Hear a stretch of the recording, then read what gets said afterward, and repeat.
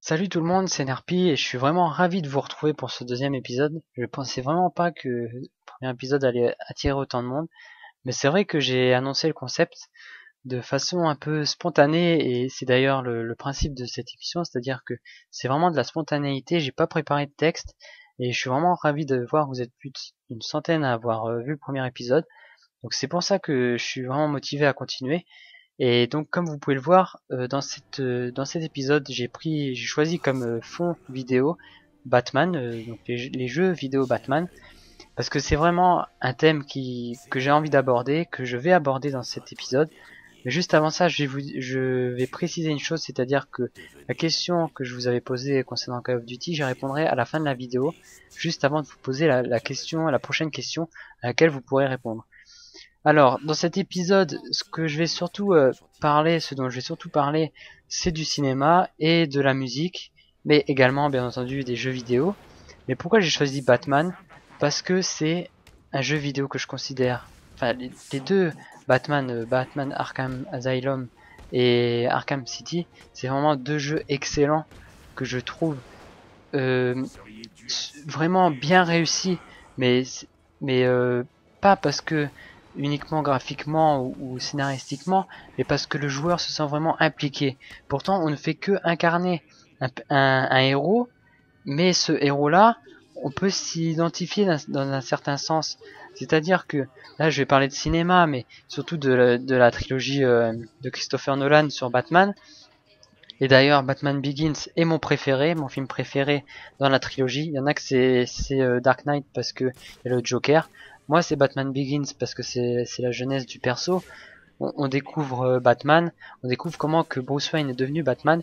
Et dans ce sens-là, moi, je suis vraiment plus intéressé par les films qui remettent en question certaines choses de la vie, qui remettent en question certains points de vue sur l'évolution d'une personne. Ça peut être nous ou nos proches ou même des personnes qu'on ne connaît pas, mais qui ont des idées et qui les mettent en pratique.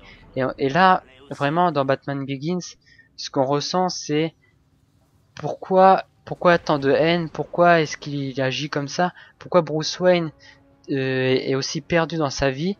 D'ailleurs, je vous invite à revoir le film en vous posant cette question-là, en étant plus, en regardant plus le film du côté de Bruce Wayne que du côté de Batman. Et vous allez vous rendre compte que ce qui est dit dans le film, parce que c'est vraiment la force de ce réalisateur de Christopher Nolan, c'est qu'il sait mettre en avant l'implication du personnage qu'il est en train de montrer dans son film et d'impliquer le spectateur. C'est vraiment ça que j'adore dans le cinéma, c'est vraiment ça que j'adore dans les films de Christopher Nolan, c'est qu'on se sent impliqué par ce qu'il montre, par ce qui est dit. Il y a beaucoup de citations d'ailleurs dans les trois films de sa trilogie qui remettent en question certaines choses. Par exemple, ma citation préférée, c'est Rachel Dawes qui la prononce, qui dit ça à Bruce Wayne, et lui-même il est choqué. Il dit, elle lui dit, qui que l'on soit au fond de nous, on n'est jugé que d'après nos actes. Et ça c'est vrai, c'est une réalité. C'est-à-dire que même dans la vie réelle, ça marche comme ça. Et à ce moment-là, Bruce Wayne est choqué par ce qu'elle dit, parce que c'est vraiment un élément qui va déclencher, enfin qui va le faire réagir et qui devrait nous faire réagir également. C'est-à-dire que peu importe ce qu'on est au fond de nous, c'est vraiment ce qu'on montre aux autres qui va faire que eux ils vont nous juger. Alors je dis pas qu'on doit pas être naturel, justement au contraire, on doit. C'est d'ailleurs à ce moment-là, quand Rachel Dawes dit ça à Bruce Wayne, c'est quand Bruce Wayne fait semblant d'être un autre, fait semblant de jouer un rôle. Et c'est également dans ça que la trilogie Batman de Christopher Nolan est forte, c'est que c'est le masque, c'est pas Batman, c'est Bruce Wayne. C'est-à-dire que à force d'être dans son idéal de créer une icône, de créer un emblème, et ben Bruce Wayne est devenu Batman, et c'est Batman qui cache Bruce Wayne en quelque sorte. C'est-à-dire que il s'est tellement investi dans son projet que en fin de compte il n'est plus lui-même. et il montre autre chose aux autres pour leur plaire, pour leur faire croire des choses. Alors ça c'est pas une bonne chose parce que si on ment pardon, là j'ai du mal, mais si on ment aux autres, on se ment à nous-mêmes et on prend pas plaisir à vivre sa vie, on prend pas plaisir à faire les choses. Donc c'est aussi dans cette optique-là que je fais cette série de vidéos qui est plus personnelle, c'est-à-dire que je parle vraiment librement, sans retenue, et que je parle des choses qui me plaisent ou me déplaisent. Mais c'est vraiment là, à ce moment-là, qu'il faut juger une personne, c'est quand elle est sincère sur ce qu'elle est en train de faire. Mais c'est pas toujours évident de savoir si la personne est sincère parce que elle peut nous montrer ce qu'elle a envie de nous montrer et pas forcément ce que elle pense vraiment. Moi moi je ferai jamais ça, c'est-à-dire que je montrerai jamais ce que les gens ont juste envie de voir. Je montrerai ce que moi je pense que j'ai envie de montrer parce que c'est ce que je ressens. Et vraiment dans cette trilogie, ce que j'ai ressenti, c'est qu'il y a un personnage qui évolue et que ça peut se calquer en quelque sorte sur la réalité. Je dis pas que on peut tous mettre une cape et sauver des vies. C'est d'ailleurs, si vous avez compris ça, c'est que je m'exprime mal. C'est possible que je m'exprime mal, mais Christopher Nolan, lui, il s'exprime bien dans ses films, c'est-à-dire qu'il dit, d'ailleurs là c'est pas vraiment un spoiler, mais dans Rises, donc dans le dernier Batman, il y a juste une petite partie de la citation de Batman qui dit que n'importe qui peut être un héros. Et ça ne veut pas dire que n'importe qui peut être un héros en sauvant des vies, mais n'importe qui peut être un héros du moment qu'il fait des choses qui lui plaisent, des choses qui agissent sur les autres en bien. C'est-à-dire que si poster des vidéos ça vous fait du bien et ça fait du bien à d'autres personnes, et ben faites-le. Ne restez pas à spectateur, agissez. On dit souvent qu'il faut avoir la volonté, mais non, la volonté ça suffit pas. La volonté d'agir, ça suffit pas non plus, parce qu'on peut avoir la volonté d'agir, mais on n'a pas la force d'agir. Mais si vous, au moins vous vous lancez, que vous essayez, vous verrez qu'ensuite agir sera plus simple. C'est un peu complexe ce que je suis en train de dire, mais c'est pas tant que ça. C'est-à-dire que là, moi, au départ, j'étais pas du tout dans l'idée de faire du commentary, de faire des vidéos commentées, parce que pourtant j'avais la volonté de le faire. J'avais vraiment envie de le faire, mais je me suis dit à quoi bon, il y en a qui le font déjà. Je vais juste les copier et puis je vais faire un beat total. Mais non, là j'ai agi. Maintenant j'agis encore en faisant cette vidéo et je prends plaisir à le faire et je contribue, même si ça ne plaît pas à tout le monde, je contribue à ce que les gens pensent quelque chose. Je contribue à dire ce que je pense et pour moi c'est vraiment essentiel. Je fonctionne comme ça, c'est-à-dire que j'écris beaucoup aussi dans ma vie, j'écris beaucoup. Donc je me considère comme un écrivain. Tout le monde peut se considérer comme un écrivain du moment qu'on prend un stylo et qu'on commence à écrire ou qu'on fait à l'ordi sur Word. Là je parle de stylo, mais moi j'écris, je tape mes textes à l'ordi et j'ai déjà écrit pas mal de textes. J'adore m'exprimer, j'adore écrire. D'ailleurs je pense publier un livre plus tard, mais ça sera pas tout de suite. Mais ce que je veux dire dans tout ça, c'est que du moment qu'on pense des choses, qu'on a envie de proposer des choses, il faut le faire. Il faut pas attendre un moment, faut pas attendre qu'il y ait un truc spécial qui arrive dans notre vie, qui va déclencher qui va être suffisamment déclencheur pour avoir la force de se lancer. Il faut le faire, en essayant au moins. Il faut au moins essayer. Même si ça marche pas, il faut essayer. Et même si ça plaît pas, il faut essayer. Même si on se loupe, il faut essayer. Et il y a aussi, je reviens à nouveau sur Batman Begins, mais il y a une citation. C'est quand Thomas Wayne, c'est-à-dire le père de Bruce Wayne, le récupère quand il est tombé dans le puits et qu'il le porte, il lui dit pourquoi tombons-nous? C'est pour apprendre à mieux nous relever. Alors là c'est la traduction française, mais remémorez-vous bien cette phrase, remettez-la dans son contexte, que ce soit dans le film ou dans la réalité, ça fonctionne. C'est-à-dire pourquoi est-ce que dans la vie on tombe? Pourquoi est-ce qu'on essuie des échecs? Et ben c'est pour mieux faire par la suite. Et c'est dans ce principe-là que, par exemple, quand on commence à faire des vidéos sur YouTube, on se dit ça marche pas. Pourquoi ça marche pas? C'est mauvais. Alors je vais essayer de me remettre en question. Je vais faire les choses un peu mieux. Je vais peut-être faire les choses plus personnelles, plus spontanées aussi. C'est-à-dire que je vais moins réfléchir à ce que les autres, à ce que je dois montrer pour que ça plaise aux autres, je vais le faire plus dans l'optique de ça me plaît déjà à moi, en espérant que ça plaise aux autres. C'est vraiment ça qu'il faut se dire quand on a envie de faire quelque chose. Et donc je reviens sur le sujet des jeux vidéo. C'est également ça qui est bien dans le jeu vidéo, c'est-à-dire que des fois on incarne un personnage et on se sent vraiment impliqué et parce qu'on réalise des actions et qui, si c'est un bon jeu, on sent vraiment quelque chose. On ressent ce que les développeurs ont voulu transmettre comme message. Et c'est la même chose dans la musique, c'est-à-dire quand tu es un compositeur, et là je parle notamment de Hans Zimmer, parce que pour moi c'est un dieu de la musique, c'est un compositeur de génie, franchement. Si vous devez écouter les musiques d'un compositeur, eh ben allez écouter celle de Hans Zimmer. Je vous proposerai d'autres noms sur la vidéo, ou même dans la description, mais franchement, il y a des musiques comme celle-ci, notamment de Hans Zimmer, qui transmettent un message, pas forcément quand on regarde le film, mais si on écoute juste la musique, qu'on se pose tranquillement et qu'on écoute, on peut ressentir des choses. Ça peut nous influencer également. Il y a beaucoup d'ailleurs, il y a beaucoup d'écrivains qui sont influencés par la musique. Dans le temps, il y avait beaucoup d'écrivains qui réalisaient leurs textes en écoutant du classique, parce que ça dégageait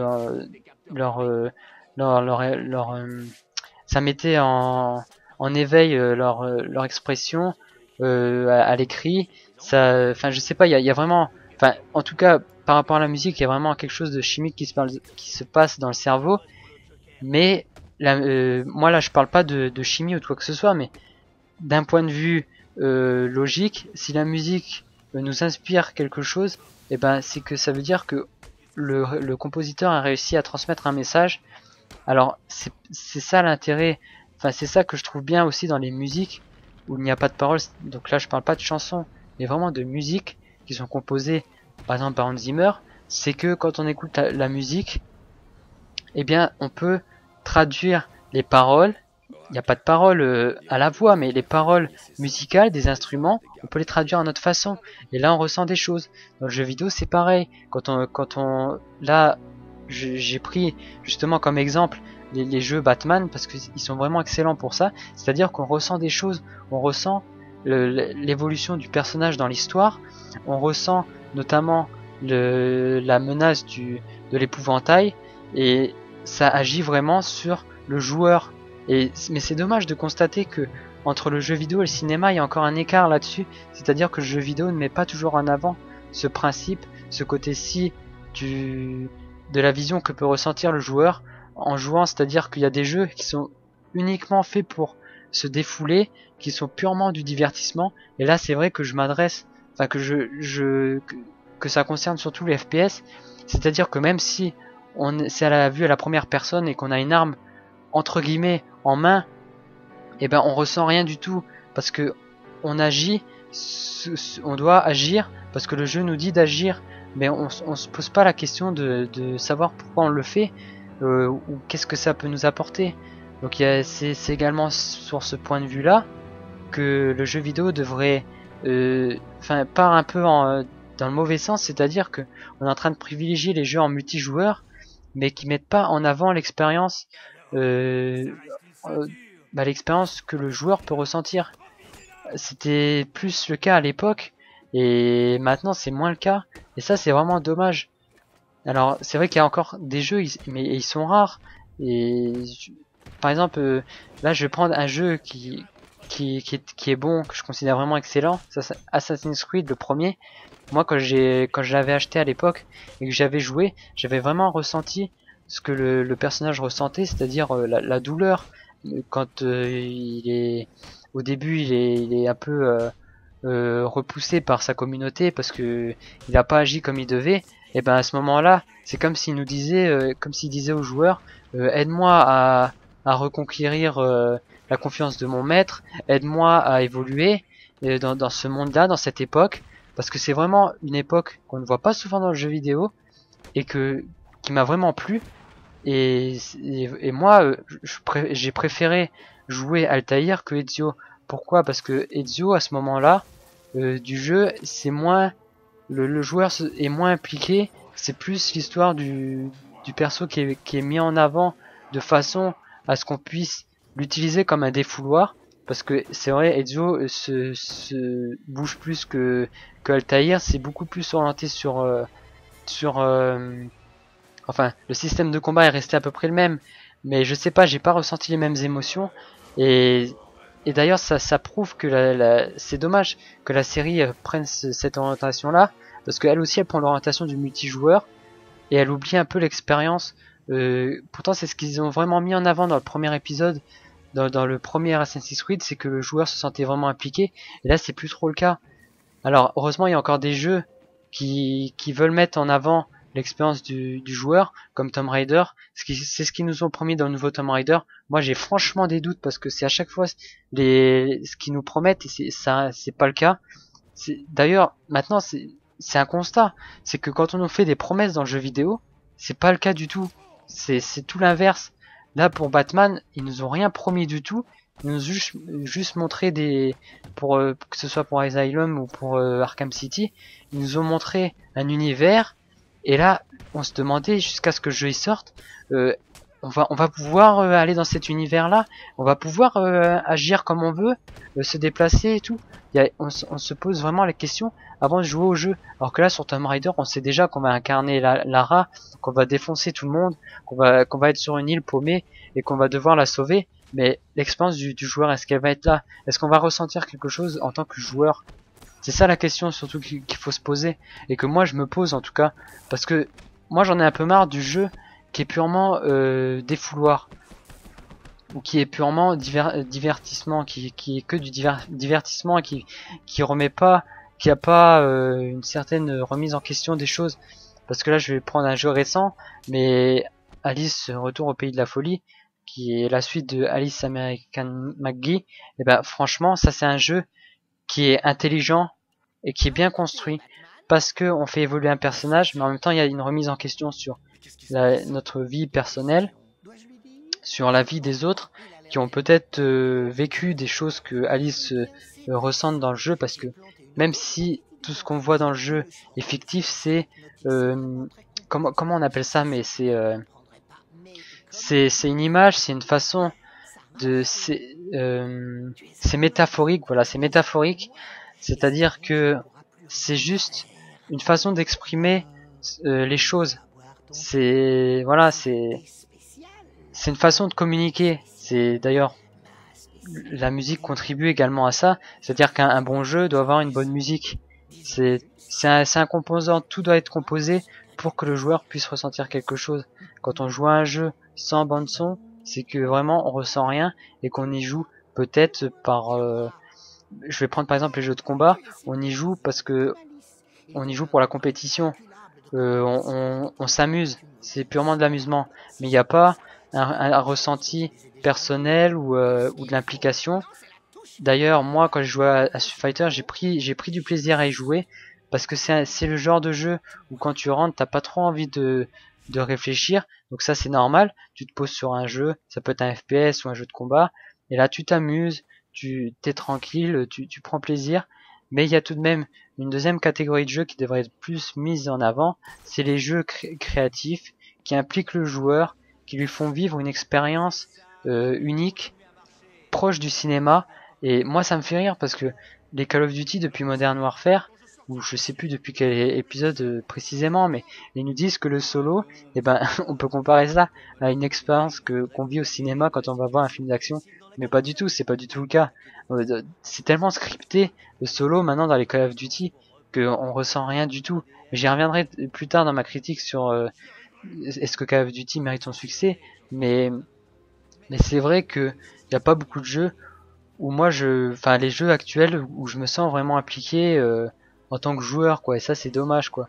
Je veux dire, des fois il y a des jeux d'aventure qui sont vraiment bons parce que on vit l'aventure pleinement et on doit vraiment agir de façon intelligente pour réussir, alors qu'il y a d'autres jeux toujours en solo, toujours d'aventure, mais qui se contentent de nous proposer des phases un peu ridicules, tellement faciles, tellement prévisibles, où t'as juste appuyé sur quelques touches pour avancer. Ça c'est dommage, quoi, parce qu'on ressent rien du tout. on fait que faire avancer un personnage sans ressentir quoi que ce soit, qu'il n'y ait aucune émotion. Et c'est dommage parce que dans le jeu vidéo, c'est possible de ressentir des émotions autant qu'au cinéma.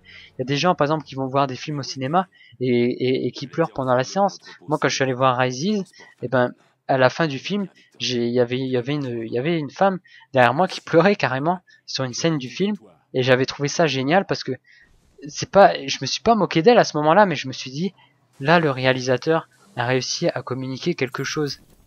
Le réalisateur, Christopher Nolan, est un génie parce qu'il arrive à communiquer avec ses spectateurs. Il communique de façon un peu pas pas pas de façon générale parce que tout le monde ne va pas percevoir son message de la sorte. D'ailleurs, il y en a beaucoup de critiques qui aiment pas Batman Begins parce qu'ils trouvent que c'est pas un vrai Batman, alors qu'au contraire, c'est selon moi le meilleur, enfin ce que je considère comme le meilleur, parce que il mélange à la fois le côté humain et le côté héroïque, parce que je le rappelle, Batman n'a pas de super pouvoir. C'est pas comme Spider-Man, il est pas devenu un super héros malgré lui, il est devenu parce que il avait envie de le devenir, parce qu'il avait envie de faire quelque chose, et ça reste un humain parce qu'il a pas de super pouvoir, il a que des gadgets, et il fait vraiment ce qu'il pense être bien. Alors maintenant, il y a tout de même une question qu'il faut se poser, est-ce que Batman est un gentil ou un méchant? Et c'est une question qui est souvent remise en question dans les comics ou dans le dessin animé. C'est-à-dire que des fois il se fait traquer, alors que pourtant, selon lui, c'est un gentil puisqu'il fait des choses bien. Il arrête des méchants et il les tue même pas, il les arrête pour qu'ils ils se retrouvent face à la justice. Mais est-ce que ça veut dire pour autant que c'est un gentil? Parce il arrête des gens avant qu'ils commettent un crime, ou alors qu'ils ont déjà commis un crime, mais il arrête des gens qui font du mal, mais à d'autres personnes. Mais est-ce que ça implique forcément que celles qui auraient été des victimes sont des personnes bien? Parce que dans ce cas, il y a vraiment une remise en question sur la notion du bien et du mal. Et c'est en ça que c'est fort, l'univers de Batman est fort, c'est que vraiment il y a une remise en question là-dessus, et le Joker en est la preuve, c'est que c'est un personnage qui est complètement barge, et qu'on se demande si c'est un gentil ou un méchant, parce que dans sa tête, il fait des choses qui l'amusent. Alors est-ce que quand on fait quelque chose qui nous amuse, qui est quelque chose qu'on pense être bien, est-ce que ça fait nous une personne bien? Pas forcément. Et là, en l'occurrence pour le Joker, non, puisqu'il fait du mal à des gens. Mais est-ce que ces gens-là sont bien? Donc vous voyez, c'est un peu un effet boule de neige. Mais tout de même, c'est vrai que Batman, c'est selon moi le seul héros auquel on peut s'identifier. Je parle dans les héros populaires parce que après il y a d'autres héros. Mais bon, je vais pas parler de tous les héros. Là j'avais envie de parler de Batman parce que c'est vraiment, parce que là, quand je suis en train de faire cette vidéo, je suis pas en train de regarder les vidéos que je vous montre. D'ailleurs, c'est des vidéos qui sont que j'ai de mes guides vidéo que vous pouvez retrouver sur ma chaîne. Mais là, quand je suis en train de faire cette vidéo, je suis en train d'écouter du Hans Zimmer, je suis en train d'écouter la bande son de Batman de Dark Knight Rises.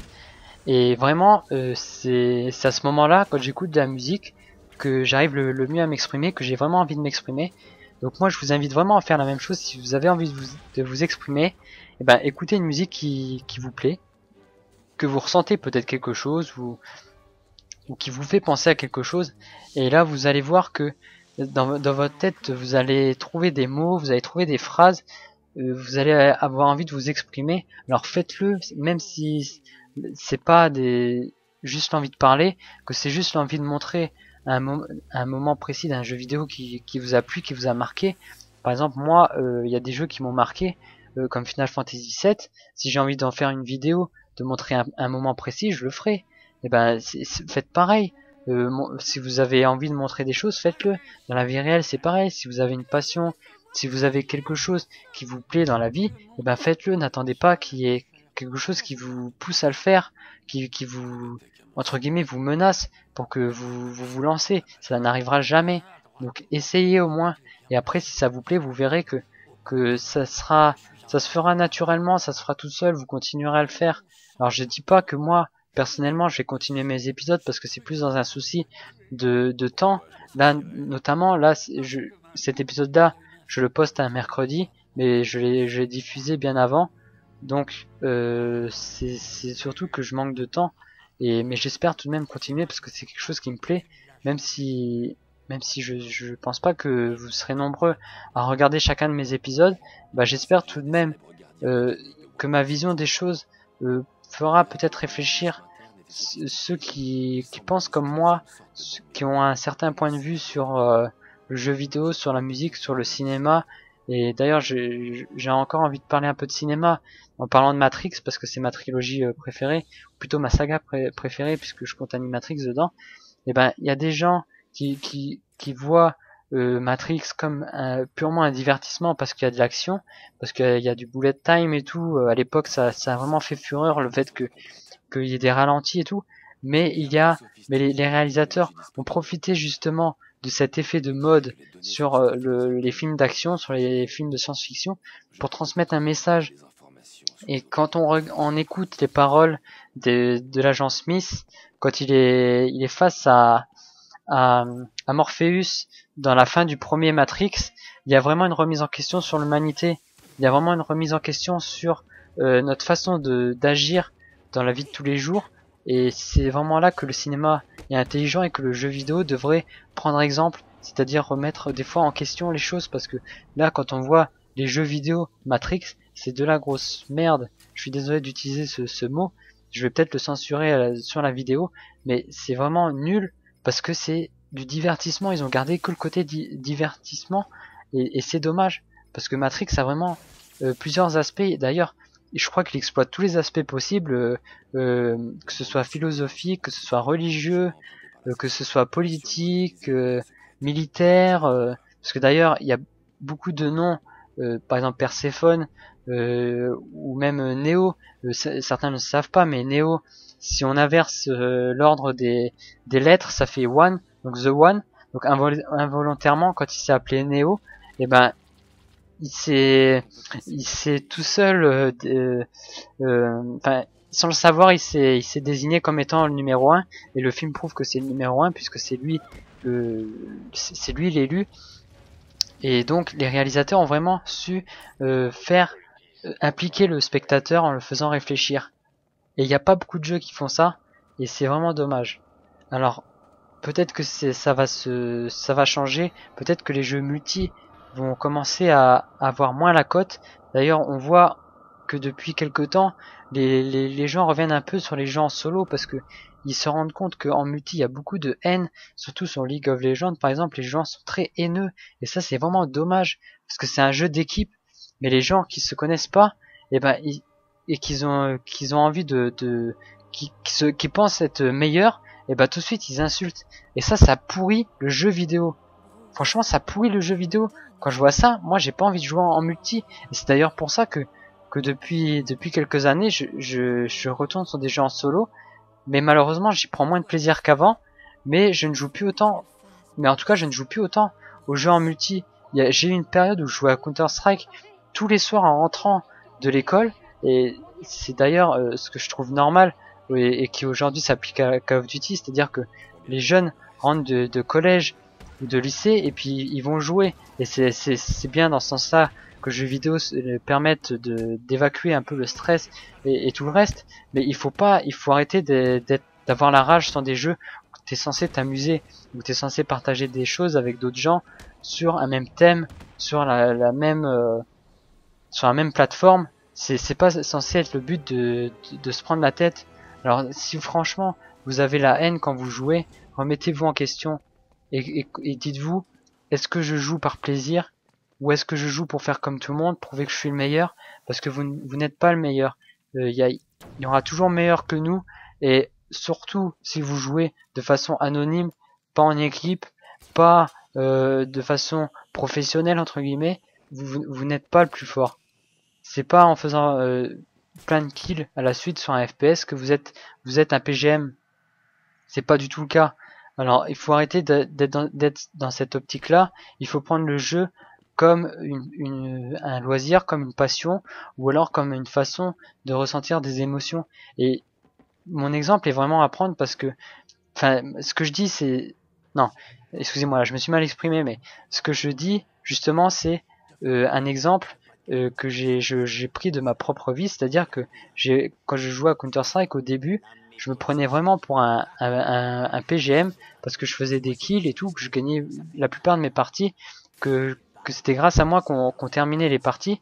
Mais c'est quand ensuite j'ai rejoint une équipe, que j'ai joué en équipe sur ESL, c'est-à-dire qu'il y avait du classement, qu'il y avait des équipes plus fortes qui étaient aussi investies, je me suis rendu compte que tout ce que j'avais accumulé jusque maintenant, c'était illusoire, que ça faisait pas de moi le meilleur joueur, que quand on joue à un jeu multijoueur qui implique qu'on joue en équipe, c'est le niveau d'équipe qui compte, pas le niveau du joueur. Alors si vraiment vous sentez que que vous partez dans le mauvais sens à ce niveau-là, arrêtez tout de suite, ou alors rejoignez une équipe qui eux soit se prennent au sérieux dans le sens où ils s'impliquent pour le côté sportif du jeu, ou alors une équipe qui joue pour s'amuser entre eux et qui se tape des délires. Donc si vraiment vous êtes attiré par les jeux multijoueurs, faites comme cela. Ne restez pas tout seul dans votre coin à jouer. Vous ne prendrez jamais de plaisir à jouer tout seul sur un jeu en multi. Et forcément, au bout d'un moment, vous aurez la rage, vous deviendrez nerveux. Et ça affectera non seulement votre propre personne, mais aussi votre entourage, parce que vous vous rendrez compte que la haine que vous ressentez en jouant au jeu, vous l'exprimerez dans la réalité. Et ça, c'est dommage.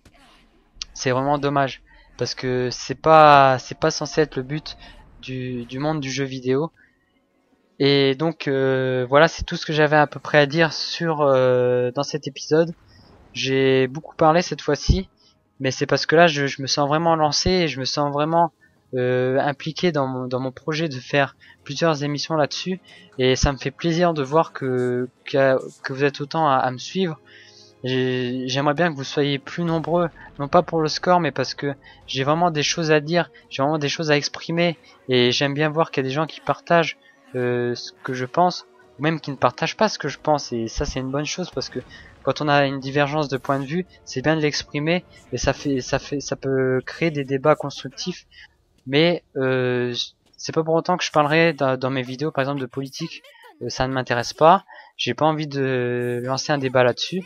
Mais vous pouvez vous exprimer en commentaire dans mes vidéos et dire ce que vous ressentez par rapport à ce que je dis, ou par rapport à ce que vous pensez sur le thème que j'ai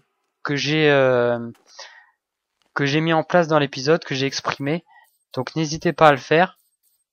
Ça me ferait vraiment plaisir déjà à moi, et je pense que ça vous fera plaisir aussi de partager votre point de vue, parce que vous constaterez que votre point de vue a de l'importance, même si vous pensez le contraire. Donc n'hésitez pas, YouTube est aussi une plateforme pas seulement de vidéos, mais aussi de partage à l'écrit. Donc commentez, exprimez-vous. Et maintenant, je vais répondre donc à la question que j'avais posée au précédent épisode. Et je suis surpris quand même d'avoir eu des réponses, parce que je pensais que les gens n'allaient pas y répondre parce qu'ils allaient considérer ça comme du troll. Mais c'était pas une question troll, c'est une question vraiment intéressante dans le sens où est-ce que Call of Duty, la licence, mérite son succès actuel? Moi je pense que oui. Oui, elle le mérite. Pourquoi elle le mérite?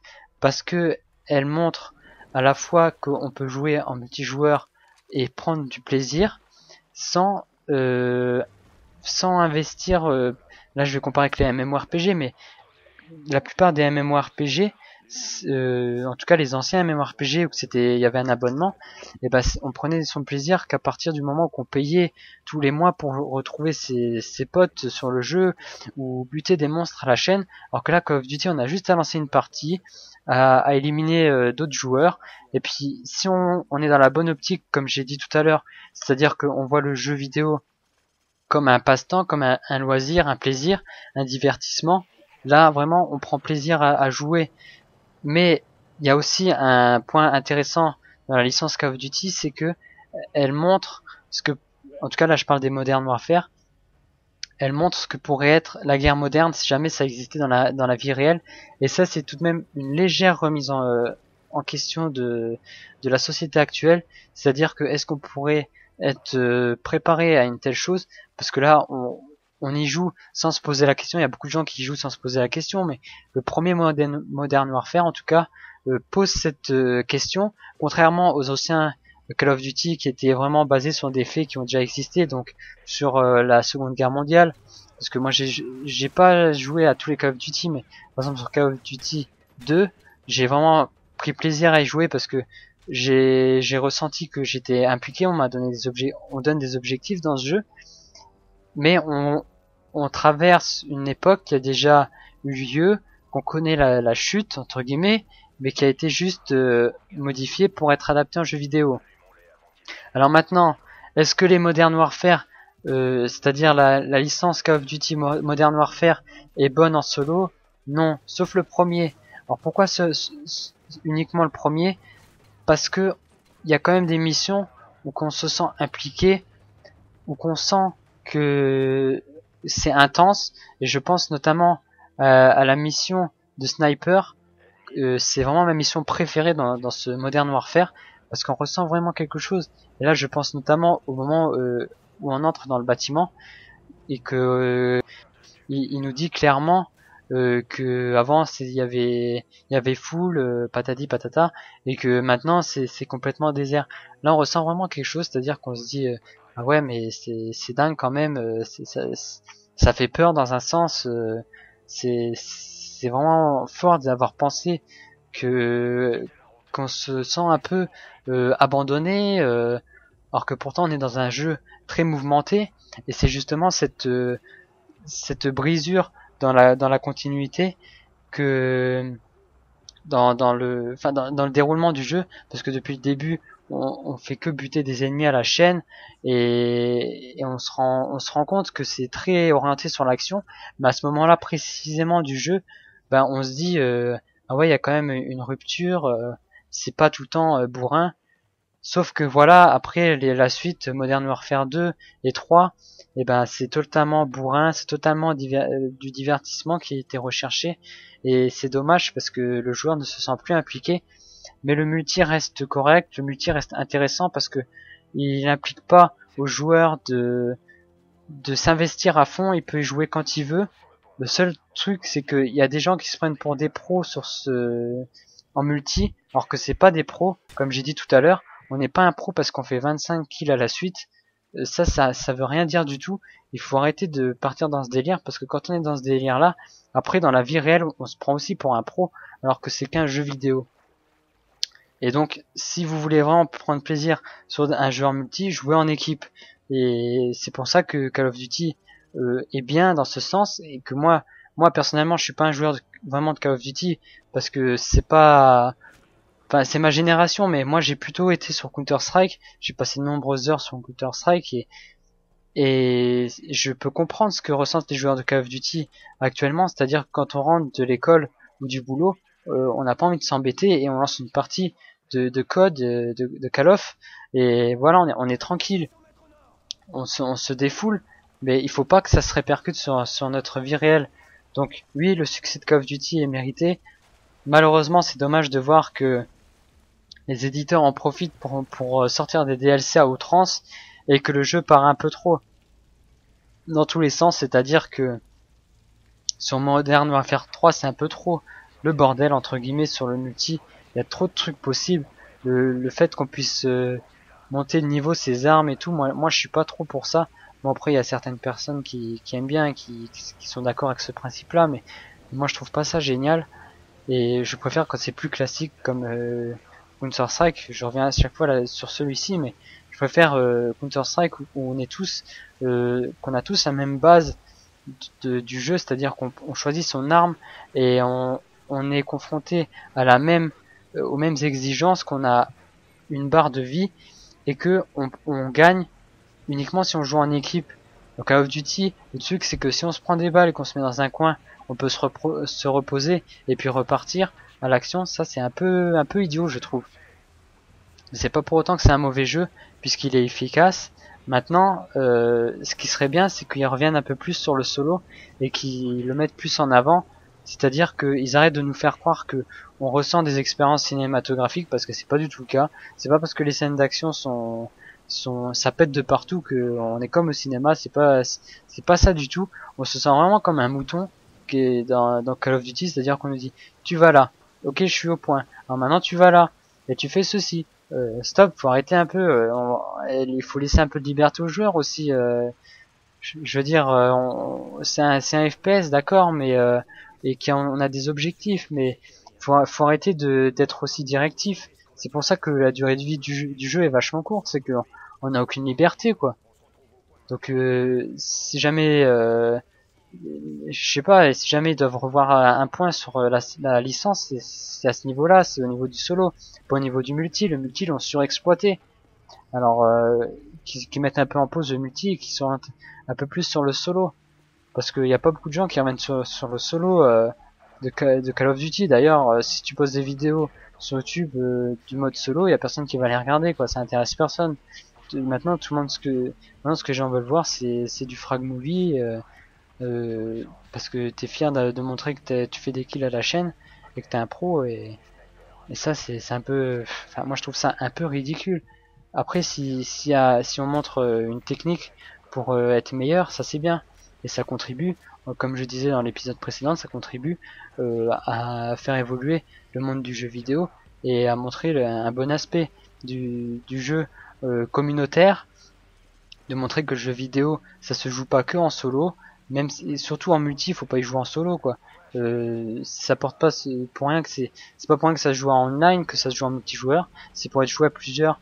Alors jouez pas dans votre coin tout seul tout le temps, essayez de vous faire des amis ou alors rejoignez une équipe et vous verrez que ça sera beaucoup plus fun, que vous prendrez beaucoup plus de plaisir à jouer à Call of Duty. Voilà, moi c'est tout ce que j'avais à dire sur Call of Duty. Donc maintenant ce que je vais faire, c'est vous poser la question à laquelle vous pourrez répondre en commentaire écrit, et dont je donnerai ma réponse dans le prochain épisode. Selon vous, c'est une question qui est plus personnelle, donc quel jeu vous trouvez qui vous a le plus marqué depuis 2010? Moi je précise bien, depuis l'année 2010, et donc l'année 2010 comprise jusqu'à maintenant, pas les jeux avant 2010, parce que c'est vrai qu'il y a eu beaucoup de jeux dans la période 2000 et même en 90 qui ont marqué les joueurs, et c'est pas de ces jeux là dont je vous pose la question, mais ceux à partir de 2010. Donc ça va réduire, je pense, l'éventail de possibilités de réponse. Donc c'est une question que je pense est intéressante, et donc donnez votre point de vue, pourquoi ce jeu vous a marqué, et si jamais vous retournez dessus de temps en temps, pourquoi, et qu'est-ce que vous ressentez, voilà. Donc c'est tout ce que j'avais à dire dans cet épisode. J'espère qu'il vous aura plu. Je suis désolé pour la longueur de l'épisode, mais je pense que ce sera dans ces temps-là à peu près par la suite, parce que c'est vrai que j'ai beaucoup de choses à dire et que j'aime bien m'exprimer. Donc moi je vous dis à très bientôt. J'espère qu'il y aura un troisième épisode si bien entendu j'ai le temps d'ici là, mais je ferai en sorte que j'ai le temps parce que ça me fait plaisir de réaliser cette émission. Et donc je vous dis à très bientôt sur ma chaîne. Abonnez-vous. Voilà, je vais pas en dire plus parce que je me répète souvent au niveau de laisser un pouce bleu, patati patata, mais vous êtes libre de faire ce que vous voulez. Mais je vous remercie en tout cas de me suivre, et je vous dis à très bientôt. Allez, salut tout le monde!